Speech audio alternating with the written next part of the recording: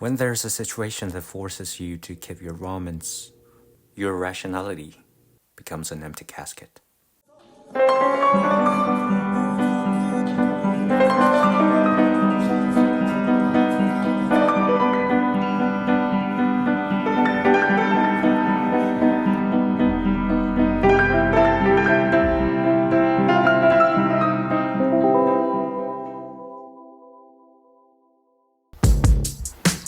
Let me tell you my one depressing story.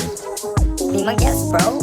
You've been always talking like in depressing way. Bro, for real? Nah, just kidding. Keep going, man. Okay then, let me tell you my depressing story. Since I was an undergraduate, so it was so tough to live in for someone like me, who was born and raised in the countryside. I know I always looked on the dark side, even though there were bright moments, but anyways. As the time went by, relationships that stood temporarily disappeared forever, and even those who stayed with me through the tough times became harder to see for various reasons. Eventually, I went back to my hometown, Yeongju. There, I saw the people I love growing older, slowly facing the weight of time. That's when I stopped dreaming of some perfect ideal and started to quietly place my hopes in a future that had not yet arrived. So I tried things, like some things. I went on trips, studied a new language, and did the kind of studying you were supposed to do around this age. In the middle of all those trials, I was lucky enough to get an internship in Seoul. Wow, I ain't ready to come back. Thanks to that, I rented a new place, lived on my own, and had the chance to observe how I behaved in social situations.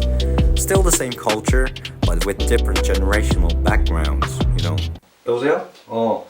아까 하던 얘기 마저 하면은 아니 나는 그런 거지. 그런 상황에서 싱글이세요? 저는 병글이에요. 약간 이런 생각밖에 들지가 않는 거야. 그 맞지? 뭔 말인지 알지? 근데 누구세요? 네? But that flutter in my heart, just like everything else, didn't last.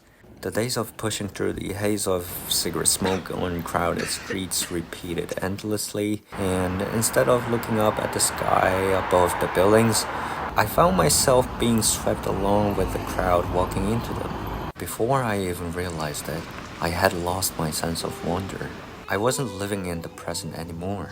I was surviving in the real world, getting used to it, settling down, and quietly letting go of the person I once hoped to be. And just like that, my romance, the kind I used to find in chance encounters, was stolen not by anyone else, but little by little, by me passing off ordinary days.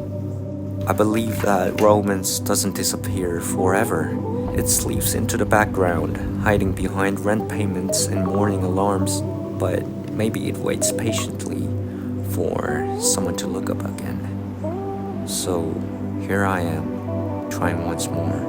From this big bed I borrowed in this house to the world beyond, it is filled with my own silly dreams.